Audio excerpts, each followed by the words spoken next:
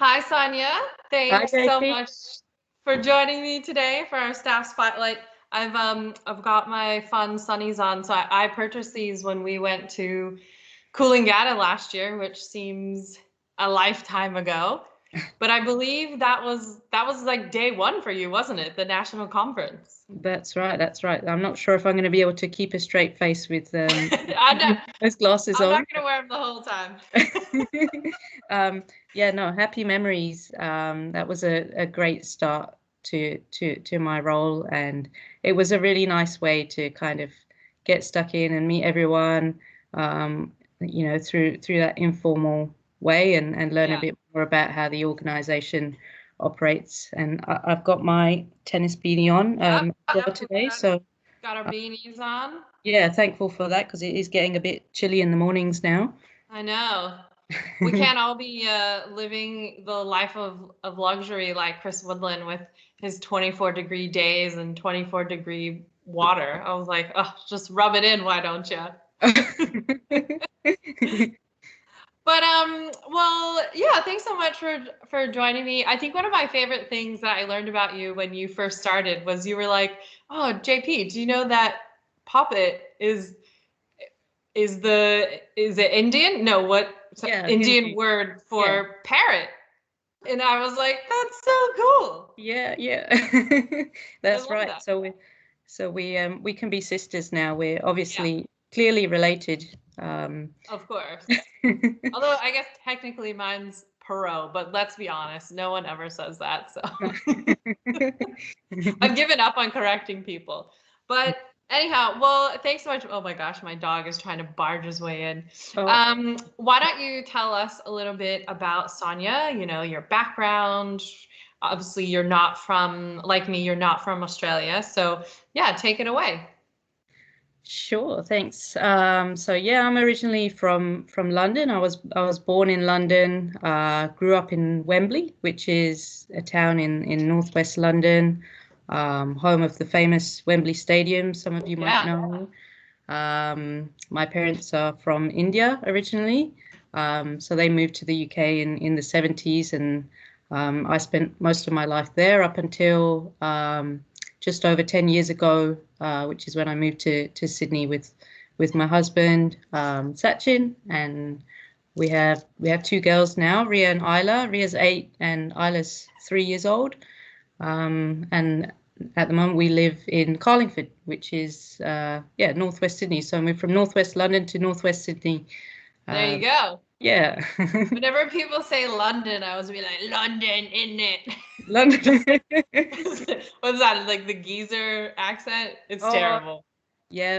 Occasionally you might get a little bit of Cockney twang in my accent, but Yeah. not often. And I think I've refined my accent a little bit over the years. But definitely when I was back in school, it was yeah, a little bit more rough around the Yeah. edges. Oh, I think it's a lovely accent. So, before you were at tennis, you worked for, what was it, Sport New South Wales? Yeah, the Office of Sport. Oh, Office of I, Sport. Yeah. yeah, I spent a little bit of time there, and it was a short position, but gave me a really good kind of broad perspective on the sporting sector in general. And then prior to that, I was at Voyager Tennis, which Oh, is that's right. I forgot about that. So, were yeah. you at Voyager based in Manly? No, I was at well, working across all the different sites, Yeah. but mainly operating from home, but Mhm. looking after the Olympic Park site, Manly Ride, Pennant Hills. Great. But I, yeah, that was a really cool experience. yeah. Yeah, getting that kind of insight into tennis more from an operational perspective, which is really, really obviously valuable to my Mhm. role now. Um, but yeah, that was actually the turning point of my career because prior to that, I was in a much more different space. I was working initially in the government and NGO. space, Yeah. doing like various project-based roles around capacity building of service Wow. providers. So I did a lot of that initially, and then post kids, I kind of wanted to, do something that I was a little bit more passionate about and Yeah. interested in, and so that's when I started with Voyager Tennis, Okay. and I'm glad that I did, because I've now ended up here, and I'm really happy where I am, and it's been quite a journey, I think, to get to Yeah. this point. But Yeah, really cool. happy to be here. I'd forgotten that you had worked for Voyager. So, would you say that tennis is your favorite sport, or it's just a coincidence that you worked for Voyager and now for Tennis New South Wales? No, definitely. So I grew up playing a lot of tennis. I'm a huge fan of tennis. Been to Wimbledon, the Aussie Open Wow. a number of times. And I didn't. I guess it took me a while to realize that this I could actually have a career in Hmm. tennis, which is probably my number one hobby. And I'm just really grateful to be here. And I probably started playing when I was about 12 years old. um, I was quite a mad fan of all sports when I Yeah. was younger. um, I had two older brothers, so I was a bit of a tomboy, and uh, Yeah. I used to play every single sport there was in the book. So backyard cricket, football, you name it. At school, I was on all the different teams, but we never kind of, as a family, never went out and did those extracurricular Yeah. activities. And so I was introduced to tennis, funnily enough, through a partnership that my school had with a local tennis club. Oh, there you go. Yeah, so they came, a couple of reps from the club came to the school, showed us what it was all about, and um, being a fan of playing sport in general, I really liked it, and took to it, and ended up going to play at the club as a junior for a few years. Not really, didn't get involved in coaching or anything, but just Mhm. more kind of social kind of play. And then just practiced a lot, and then ended up joining a couple of the junior teams there, and then played on the ladies teams for probably the best part of 10 years before moving to Sydney. Yeah. Um, You can be like the poster child for the tennis pathway, like, yeah, because we're always trying to, like, show how the school and tennis relationship and build on that, and yeah. that there are other careers in tennis besides being a player or a coach. So yeah, we'll have to That's talk right. to the MICME team, as I call them, about showing the journey of Sonia Yeah, to here you are. You've literally come full circle. that's Maybe right. That's exactly right. now you just need your one of your little ones to become like the next, Australian Open champion. But Oh, yeah. no Oh, I don't know pressure. about that. The older one's too lazy, and the little one's a bit of a nutter. So Oh. um, not sure if she's going to have the right attitude, but we'll Yeah. see how we go. The older one's playing a little bit, actually. Um, she plays at school. They have like an after school tennis program, and she Oh, goes good. once a week, and then we play in the garden a little bit as well. Yeah. We one of those little nets, and Oh, um, nice. I try Is to. that how you guys are trying to stay busy with your kids? Like, what are you guys doing to stay sane when you're trying to work from home and do homeschooling and, keep your sanity? Because you Yeah, don't have any family here as well, right? All your family's back in the UK. that's right. That's right. Yeah, so we're on our own. Actually, when we moved here, we didn't know anyone, but we've over time built up quite a big network of close friends now. Yeah, good. But we like to. We've always been, a big fan of the outdoor activities, sports, and So, we've been keeping that up even during COVID, going for walks, doing a bit of cycling, playing a bit of tennis. Who's It's the been most competitive in your family? Oh, yeah.